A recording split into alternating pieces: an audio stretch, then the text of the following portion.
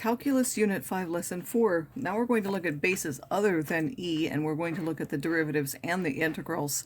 So I'll remind you that if a is a positive number and we have y equals a to the x, we can write a to the x as e to the log of a of times x, because this part of it, a power we simply multiply, so it can be written that way, and then e to the log of x is just a. Now the log function to the base e, y equals the natural log of a to the x. Remember, if a is 10, that's the common log, and you don't write the 10 then. By change of base formula, we know that that's the natural log of x over the natural log of a. So these two with the same base are reciprocals of each other, meaning y equals a to the x if and only if x is the log of base a of y, and a to the log of a of x is x, or the log to the base a of a to the x is x for all x.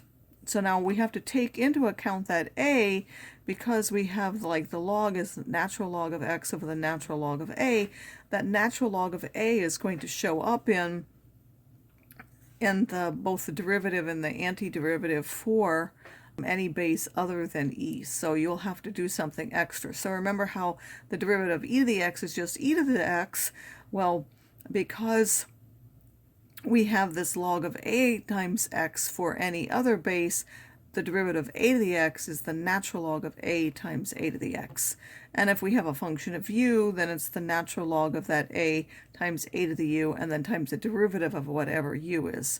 If we have the derivative of the log, normally that's just 1 over x for the natural log, but for any other log, we have to put that natural log on the bottom because there is this natural log here.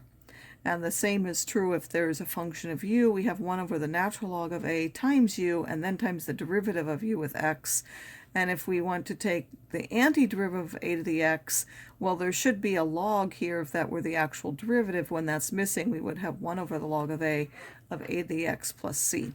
So when you take the derivative, the log is multiplied, and when you have the log and you're taking the derivative, it will end up in the bottom. So if I have 4 to the x, f of x equals 4 to the x, then its derivative is the log of 4 times 4 to the x. Y equals 5 times minus to the power minus 4x. Well, first of all, when we take the derivative, we would put the log of 5 out there in front, and then 5 minus 4x, and we still need to multiply by the derivative of that, which is minus 4. So we would get minus 4 logs of 5 times 5 to the minus 4x.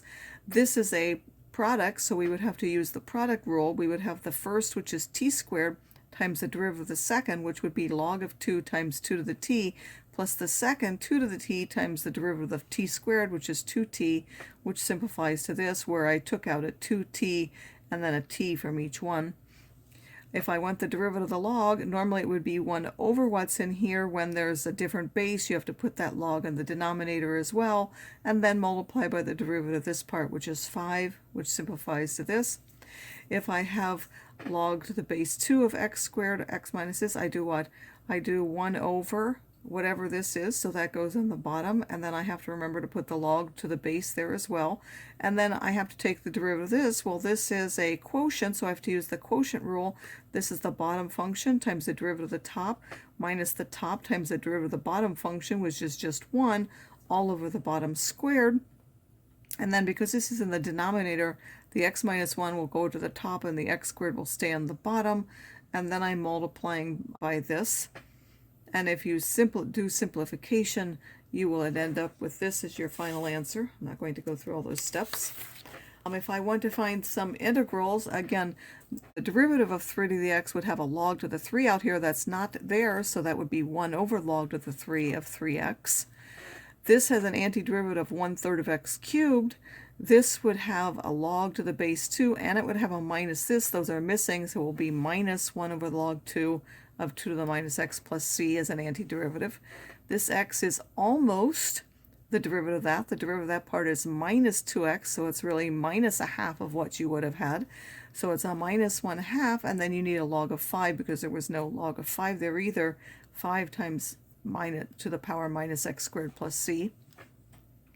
I can also do definite integration, so 5x has an antiderivative of 1 over the log of 5, 5 to the x, and 3 to the x, 1 over the log of 3, 3 to the x, and then I would evaluate those from 0 to 1 and simplify.